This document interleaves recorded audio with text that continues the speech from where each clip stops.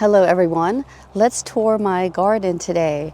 I know you're going to be expecting something like this, something more picturesque, something that you would see in a garden magazine. Unfortunately, I don't have that kind of garden, at least not yet.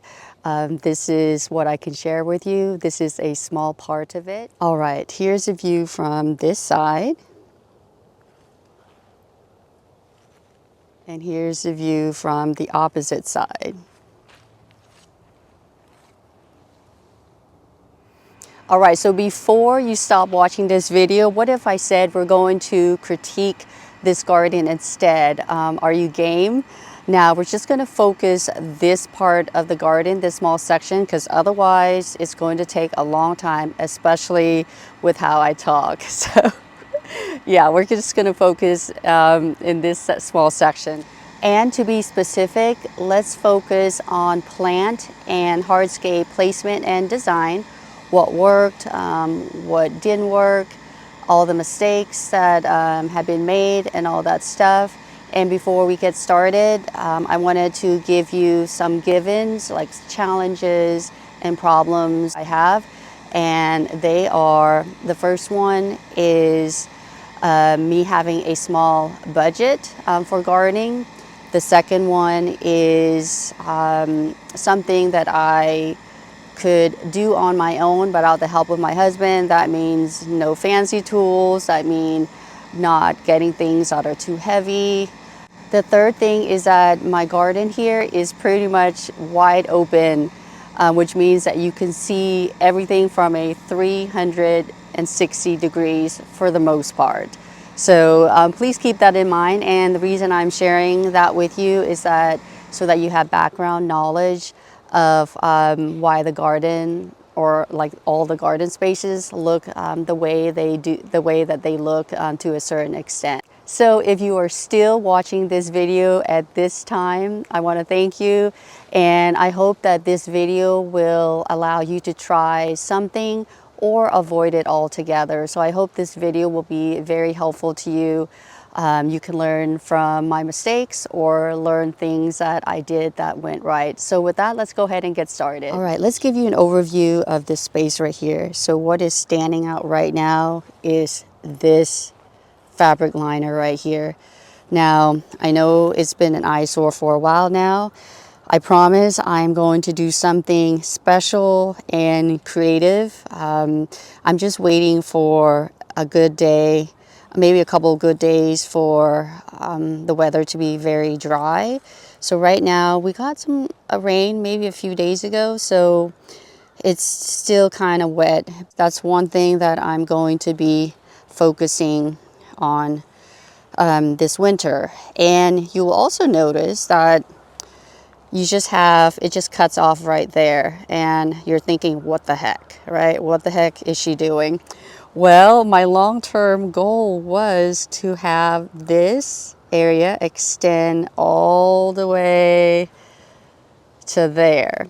So it was going to be a dry creek bed, because right here is where the Lowe spot is. But after getting into gardening for several years now, I don't know if that is going to be something I'll be doing, just because you know, when you start gardening, you don't know all the maintenance that goes into gardening. I just thought maybe in the very beginning that I was gonna get something done and that would be it, one and done. But apparently not. So if you look here, it's not just going to be the dry creek bed and you're done. You're going to have to think about what you're going to do on this side of the dry creek and what you're going to be doing on the other side of the dry creek. And this is a lengthwise, it's a pretty far, it's almost like a quarter mile that way to the end. And you can see that it might not be possible, at least in the near future. And then I was thinking the same thing on the other side, that I was going to do a dry creek bed running down. So that is why you see what you are seeing. It just cuts and stops right there. I know it's an eyesore, and just know, I do know, it is like one of those sayings from a TV show that I heard, and that is, Do you know what I know? So just know that I may know what you know, and I know what you're thinking about this. So it is what it is for right now. The other thing you may notice is the bridge. So when I first purchased the bridge, I don't even know if I paid attention to the size. Maybe I did. Maybe I thought 6 feet was very long. I don't know what I was thinking. So when when my husband and son finally assembled it, I looked at it and I was kind of disappointed. I was like, that's it? That's how long the bridge is, or how big the bridge is? I was just, in my mind, I was thinking that it was going to be a bigger bridge. All right, so this is what I learned. If you had a choice to go small or big, go big, go bigger, because a bigger bridge would make the place look bigger, and it would definitely make a statement. Now, right now, the plants are getting bigger, and farther and farther down the line, the bridge is going to look very, very small, almost like miniature, like we're in like a Hobbit world or something like that. So just be mindful of that. If you're going to build a bridge, I would suggest doing it a lot bigger than the one that you see here. I mean, it does work. It does work for in its purpose, but it will look so much more striking, more of a focal point if it were to be bigger. And as far as the placement of this area right here, the bedrock right here, or the dry creek bed, and where the bridge is placed, I think that would be a choice that I would have made then and now as well, because there is a French drain, water drain underneath the bridge. So I thought this bridge would work really well going on top of it, just to hide it and to kind of protect it a little bit, especially during times when the grass needs to be mowed. Right, since we are talking about hardscape, let's talk about the gravel pathway going there to there. Now, if I had to do it again, I would choose mulch pathway instead. Now, when I had the master gardeners coming to visit the garden, they did like the gravel pathway.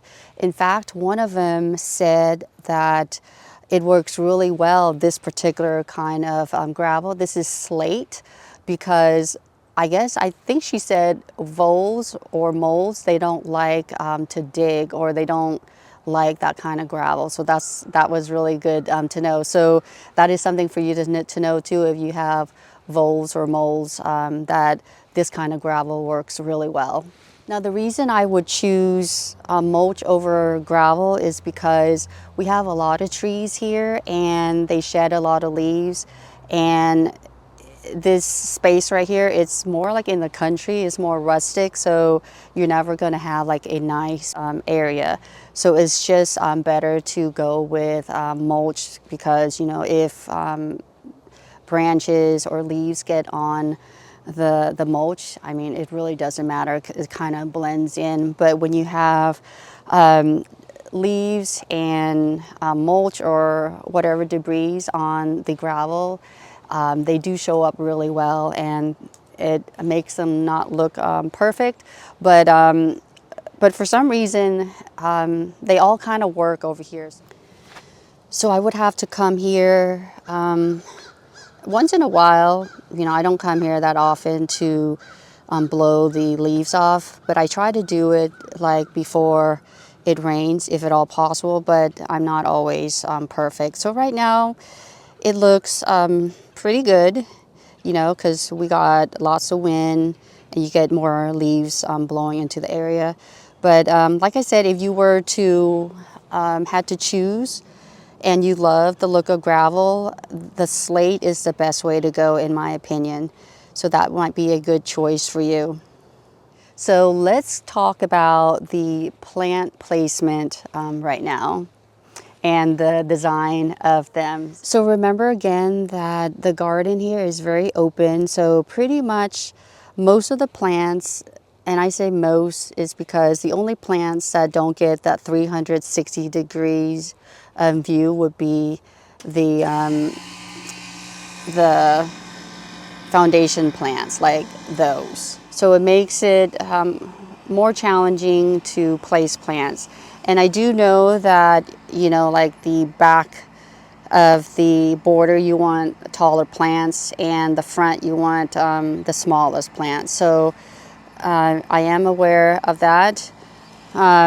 So it's kind of hard because if you look through this angle, of course you expect the taller plants to be at the in the back.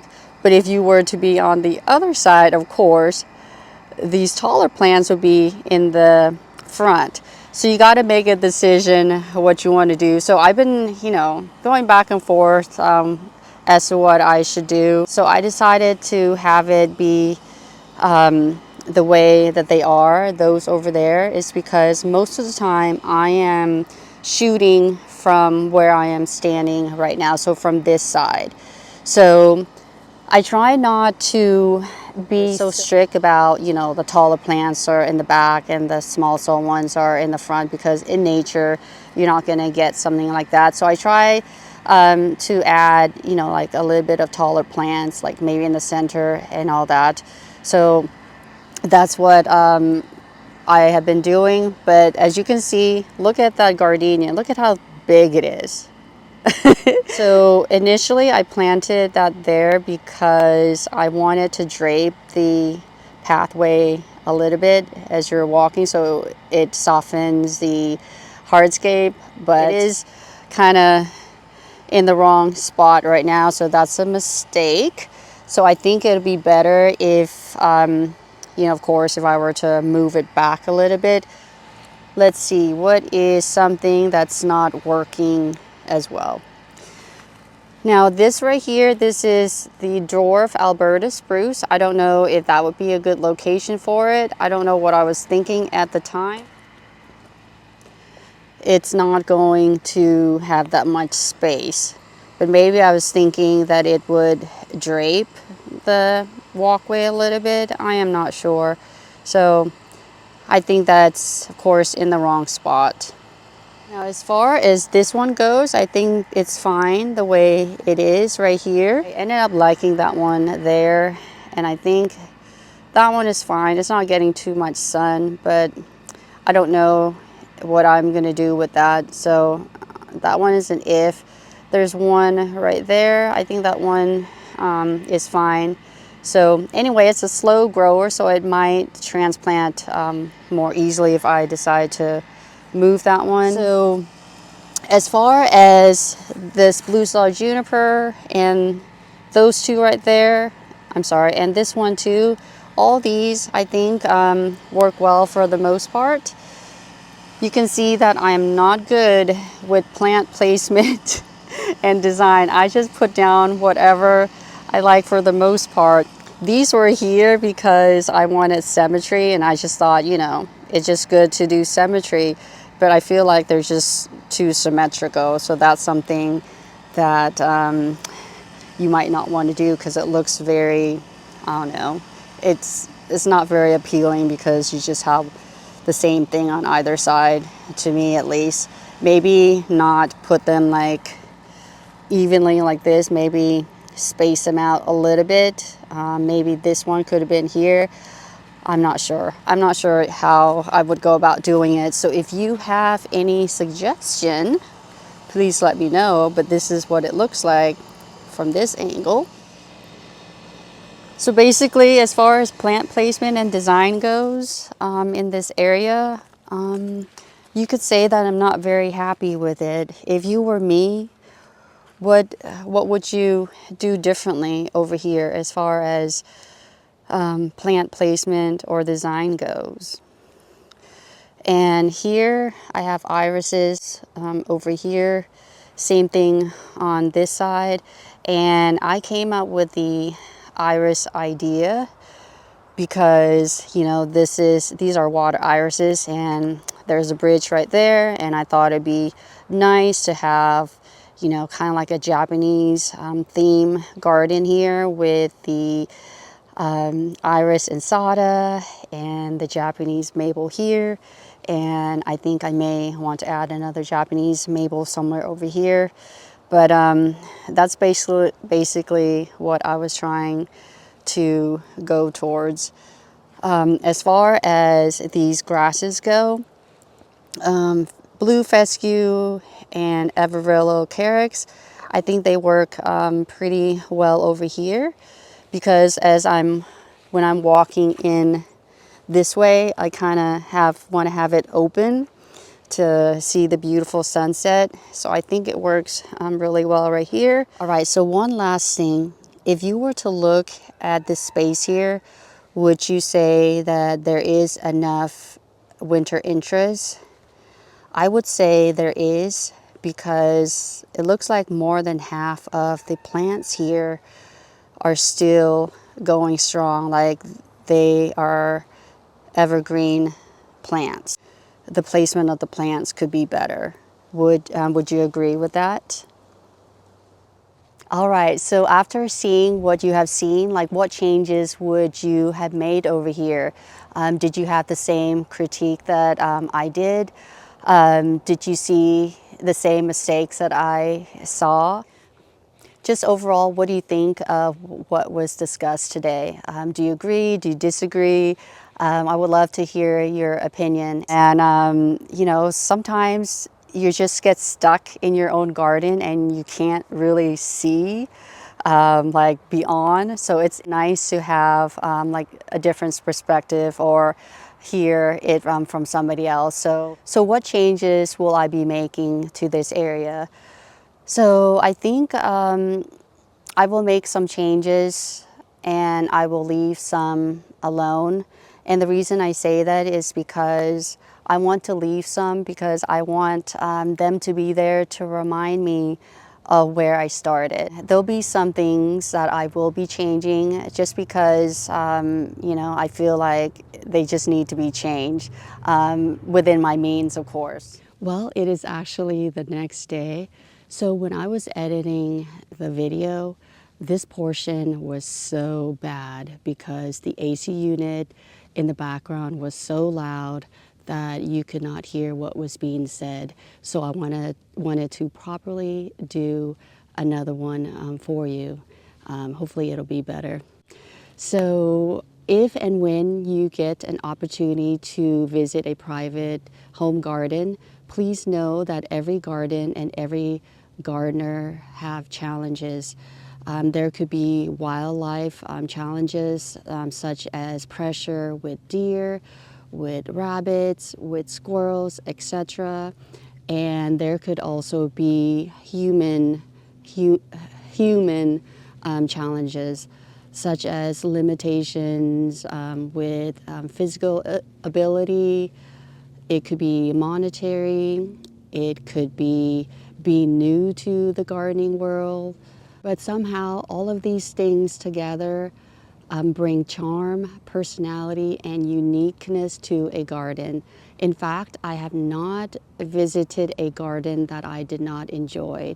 So with that, if you would like for me to critique another part of my garden and we can do it together like we did today or yesterday, please let me know. I really enjoyed this one. I hope you did too.